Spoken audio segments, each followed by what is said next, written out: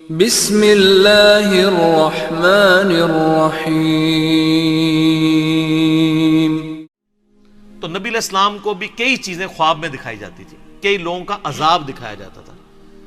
یہ آپ کو کتاب التعبیر چیپٹر پورا ملے گا اس کے اندر صحیح بخاری میں، تقریباً 60 احادیث خوابوں میں ملیں گی۔ ہاں جی، یہ حدیث بھی ورڈ بائی ورڈ میں پڑھ کے سنا دیتا ہوں آپ کو، تاکہ یہ صحیح بخاری میں حدیث ہے 7048، اور مشکات کے اندر جو میرے ہاتھوں میں 4621 ہے، بخاری کے ریفرنس سے۔ سیدنا سمورہ بن جندب رضی اللہ تعالیٰ عنہ کہتے ہیں کہ جب رسول اللہ صلی اللہ علیہ وآلہ وسلم نماز پڑھ لیتے تو آپ صلی اللہ علیہ وآلہ وسلم اپنا رخ انور ہماری طرف کر لیتے اور فرماتے، آج رات تم میں سے کسی نے کوئی خواب دیکھا ہے؟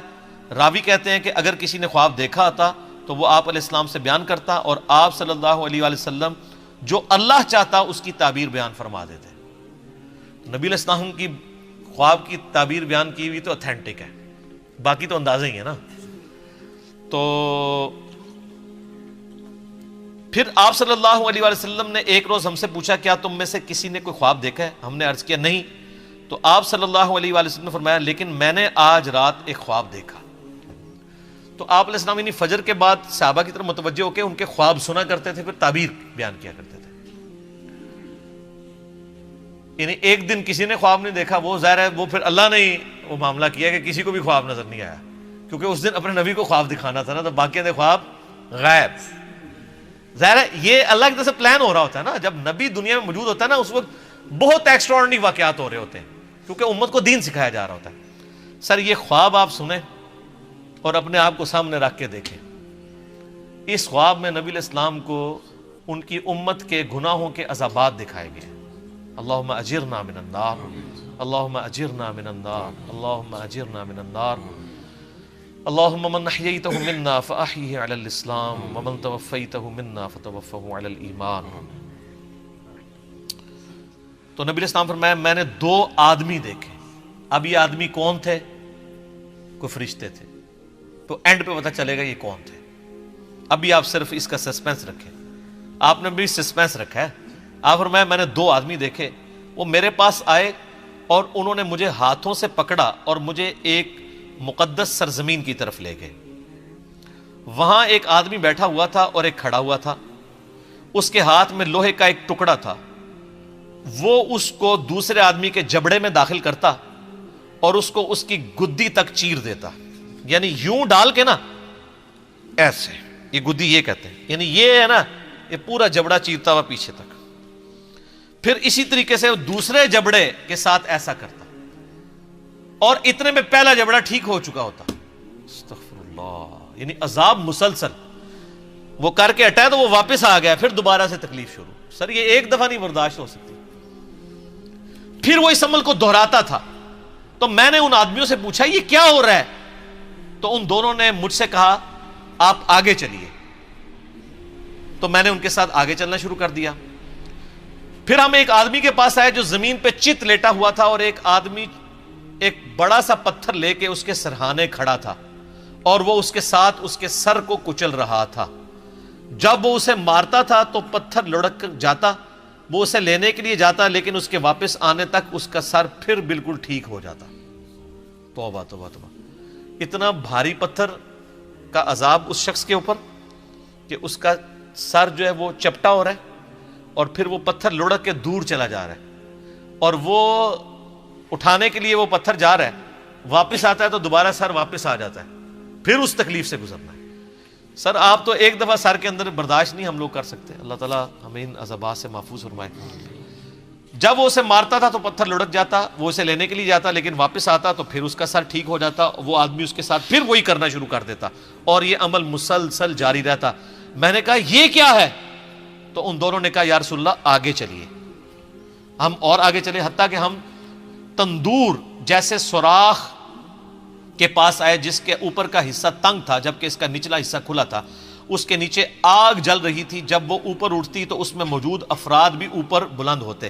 کوئی تندور تھا جو اندر سے بہت بڑا تھا، تو اس میں آگ کے اوپر کچھ لوگوں کو تلا جا رہا تھا۔ جب وہ آگ باہر نکلتی نا تو وہ بندے بھی باہر یوں نکلتے، پھر وہ اندر چلے جاتے. استغفر اللہ، اللہم اجرنا من النار. سر یہ بخاری شریف ہے، یہ بزرگ شریف، یہ کہانی شریف نہیں ہے، یہ بخاری شریف ہے.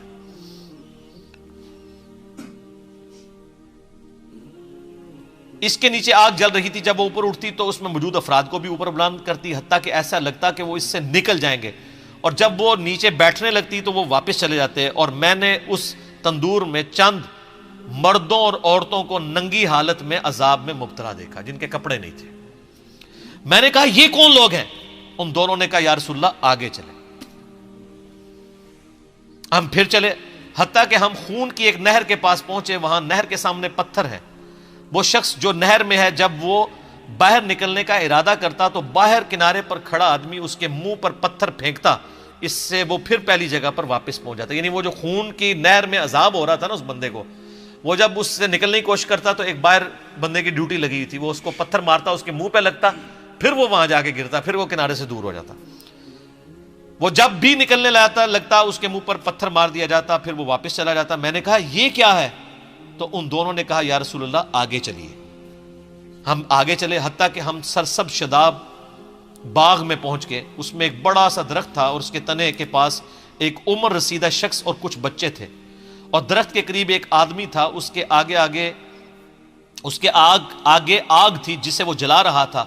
وہ مجھے درخت پر لے گئے. انہوں نے مجھے درخت کے وسط میں ایک گھر میں داخل کیا. میں نے اس سے خوبصورت گھر کبھی زندگی میں نہیں دیکھا. اس میں بوڑھے، مرد، نوجوان، خواتین اور بچے سب تھے. پھر وہ مجھے وہاں سے باہر لے کر آئے اور درخت پر لے چڑھے اور مجھے اس سے بھی زیادہ بہترین خوبصورت گھر دکھایا. اس میں بھی بوڑھے اور جوان تھے. میں نے ان دونوں سے کہا تم رات بھر مجھے لیے پھر رہے ہو، مجھے یہ تو بتاؤ جو کچھ میں نے دیکھا ہے وہ کیا تھا؟ انہوں نے عرض کیا جی ہاں اب ہم آپ کو بتاتے ہیں. یعنی وہ سارے منظر دکھا کے نا نبی علیہ السلام فرمایا کہ بھی اتنا کچھ مجھے دکھایا، مجھے بتاؤ تو صحیح یہ کیا کچھ تھا. تو انہوں نے کہا اب ہم آپ کو بتاتے ہیں. یا رسول اللہ رہا وہ شخص جس کو آپ نے شروع میں دیکھا تھا کہ اس کے جبڑے کو چیرا جا رہا تھا، تو وہ شخص وہ تھا جو دنیا میں جھوٹ بولا کرتا تھا، اور پھر وہ جھوٹ آگے نقل کیا جاتا تھا حتیٰ کہ وہ آفاق تک پہنچ جاتا تھا. یہ جو کچھ آج کل ہمارے سیاستدان کر رہے ہیں، سوشل میڈیا کے اوپر آ کے دوسرے پولیٹیکل لیڈر کو ڈی فیم کرنے کے لیے جھوٹ بول دیتے ہیں. اسی طریقے سے علماء بھی کرتے ہیں، کسی کو بدنام کرنے کے لیے اس کے اوپر جھوٹے. یعنی میں تو اس سے سفر کر رہا ہوں، میرے اوپر کلپ چڑھائے ہوئے ہیں انجینئر محمد علی مرزا کا دعوی نبوت، نعوذ باللہ. ہم اندازہ کریں یعنی یہ وہ لوگ کلپ چڑھا رہے ہیں جن کے بزرگوں نے اپنے ناموں کے کلمے پڑھائے ہوئے ہیں. ایک غریب اتو بدتمیز، اور جو ان کو ننگا کر رہا ہے اس کو کہہ رہے ہیں دعوی نبوت. تو یہ ان کا عذاب ہے، یعنی یہ علماء کا عذاب ہے. تو یہ سب سے زیادہ جھوٹ کون بول رہا ہے؟ جھوٹا دین کون بیان کر رہا ہے؟ اس لیے بخاری مسلم حدیث ہے جس نے میری طرف جھوٹی حدیث منسوب کی وہ اپنا مقام دوزخ میں دیکھ لے. اور صرف دوزخ کے پھیرا نہیں لگنا، اے عذاب ہونا ہے کہ یہ جبڑا چیر کے ادھر اور یہ والا ادھر. اچھا پہلا عذاب بتا دیا. یا رسول اللہ آپ نے اس کے بعد جو منظر دیکھا وہ قیامت تک اس کے ساتھ کیا جائے گا. یعنی وہ جبڑے قیامت تک، یعنی اس سے یہ بھی پتا چل گیا کہ عالم برزخ اور قبر کا عذاب بھی برحق ہے. قیامت تک کیا جائے گا یہ عذاب، ابھی قیامت قائم نہیں ہوئی. وہ آدمی جو آپ نے دیکھا کہ اس کا سر کچلا جا رہا تھا، یعنی وہ بھاری سا پتھر تھا اس کے سر پہ ڈالا جاتا ہے. سر یہ مسلمانوں کی اکثریت ہے. یہ وہ شخص تھا جس نے قرآن کا علم سیکھا، لیکن اس کی نہ تو راتیں قرآن کے مطابق تھیں نہ دن کے اعمال قرآن کے مطابق تھے. پورے کا پورا دین ہی کور ہو گیا. اور یہ تو اس کے لیے ہے جس نے قرآن سیکھا اور جس نے قرآن کو سیریس لے کے سیکھا بھی نہیں ہے. یہ تو وہی ہے نا کہ ماں باپ کو اف تک مت کہو، اور جو گالیاں دیتا ہے ماں باپ کو اس کا کوئی سوچ سکتا ہے؟ اور اس میں بھی ظاہر ہے کہ یہ قرآن کا علم سیکھ کے نہ دن کے مطابق عمل نہ رات کے مطابق. تو اس میں بھی اولین مخاطب وہ علماء ہیں جو ڈگریوں والے دعویٰ کرتے ہیں ہم نے دین کا علم حاصل کیا ہے، خود عمل نہیں کرتے، وہ بھی شامل ہے. یا رسول اللہ ان کے ساتھ بھی یہ سلوک قیامت تک جاری رہے گا. آپ نے جو سراغ میں دیکھا کہ وہ ننگی عورتیں اور مرد عذاب میں مبتلا تھے، وہ تھے جو دنیا میں زنا کیا کرتے تھے، زانیوں کی سزا، والعیاذ باللہ. پھر آپ نے جس نہر میں دیکھا کہ وہ شخص ڈبکیاں کھا رہا تھا خون کی نہر میں، وہ سود خور تھا. استغفر اللہ.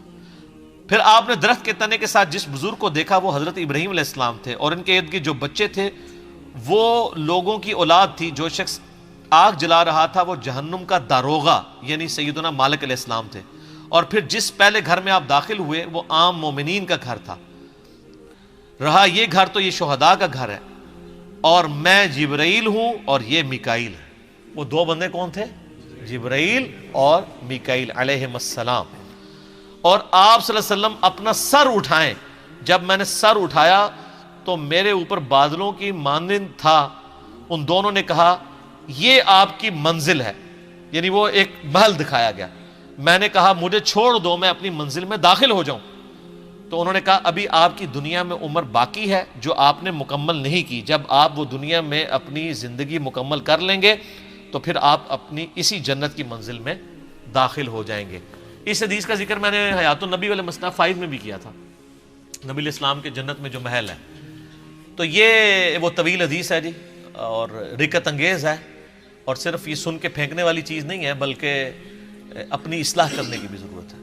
اللہم اجرنا من النار، اللہم اجرنا من النار، اللہم اجرنا من النار، اللہم من احییتہ منا فاحیہ علی الاسلام ومن توفیتہ منا فتوفہ علی الایمان، آمین ثم آمین۔